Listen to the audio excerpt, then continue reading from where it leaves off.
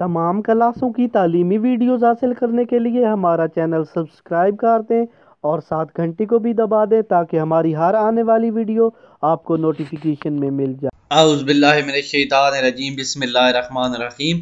حکومت پاکستان کی کتاب جو ایک نامس معاشیات کی اوریجنل کتاب، اس کا نیکسٹ پیج ہے تیسرے پیج پہ ہے کہ لازم و ملزم احتیاجات، یعنی ایک دوسرے کے لیے ضروری احتیاجات۔ مختلف احتیاجات ایک دوسرے کے لیے لازم و ملزم ہوتی ہیں اور ایک دوسرے کے بغیر پوری نہیں ہو سکتی۔ مثلا پیٹرول کے بغیر گاڑی، روشنائی کے بغیر قلم، یعنی شائی جو ہوتی ہے سیاہی جسے کہتے ہیں، اس کے بغیر پین نہیں چلتا، گیند کے بغیر ہاکی کا کوئی فائدہ نہیں۔ یہ سب ایک دوسرے کے لیے لازم و ملزم ہے۔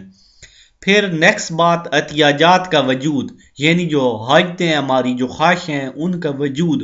کچھ احتیاجات صرف عادت کی وجہ سے ضرور پذور ہوتی ہیں، یعنی کچھ جو عادتیں ہوتی ہیں وہ عادتاً ہوتی ہیں۔ مثلا سگریٹ کی عادت ڈال لینا، پان کھانے کی عادت، زیادہ سونے کی عادت، ایسی تمام خواہشیں عادتاً اپنا لینے سے وجود میں آتی ہیں۔ احتیاجات اور فیشن، انسان کی بعض احتیاجات یا فیشن یا رواج کے تابع ہوتی ہیں۔ مثال کے طور پر اگر کسی لباس کا فیشن یا رواج بدل جائے تو اس صارفین کی لباس کے لیے مانگ بھی نئے فیشن یا رواج کے مطابق بدل جاتی ہے۔ مطلب کہ کوئی رواج پڑ گیا کہ اس طرح کی شلوار پہنی ہے، اس طرح کی قمیض، تو وہ اس طرح کا رواج پڑ جاتا ہے۔ نیکسٹ چیز ہوتی ہے اشیاء و خدمات۔ تمام مادی اشیاء کون سی ہوتی ہیں؟ جن کا جسم ہوتا ہے، جو نظر آتی ہیں، جو زمین پہ جگہ گھیرتی ہیں، جو انسانی حاجات کو پورا کرنے کی صلاحیت رکھتی ہوں، اشیاء کہلاتی ہیں۔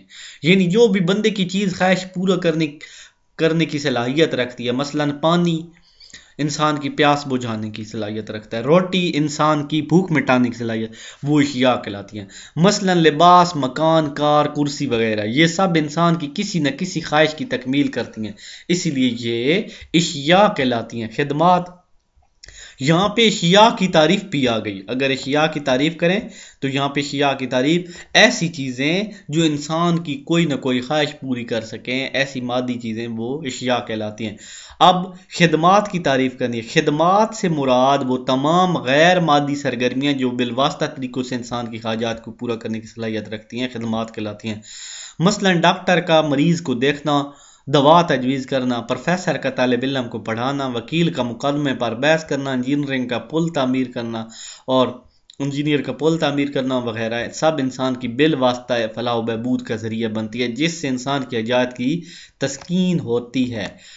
تو ضروری نہیں کہ یہ روٹی یا ایسی چیزیں ہی انسان کی جو حاجات پورا کرے، بلکہ خدمات بھی ہوتی ہیں۔ خدمات ایسی چیزیں ہوتی ہیں جو نظر نہیں آتی لیکن وہ اصل میں انسان کی کوئی خواہش پوری کر رہی ہوتی ہے۔ مثلا ڈاکٹر ہوتا ہے، وہ آپ کو دوا لے کے دیتا ہے تو یہ آپ کی کوئی نہ کوئی خواہش پوری کر رہا ہوتا ہے، تو یہ خدمات کہلاتی ہیں۔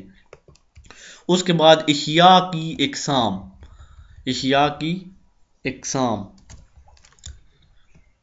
اشیاء کی درج ذیل اقسام ہے۔ غیر معاشی اشیاء، یعنی غیر معاشی اشیاء وہ ہوتی ہیں جن میں کوئی معیشت سے ان کا کوئی زیادہ تعلق نہیں ہوتا۔ پھر دوسری چیز معاشی اشیاء ہوتی ہیں، اشیاء صارفین اور اشیاء سرمایہ، یعنی صارفین کی اشیاء اور اشیاء سرمایہ والی اشیاء۔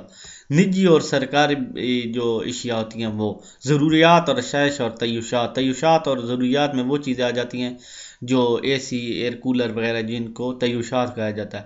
اب ان کی الگ الگ تعریف سنیں۔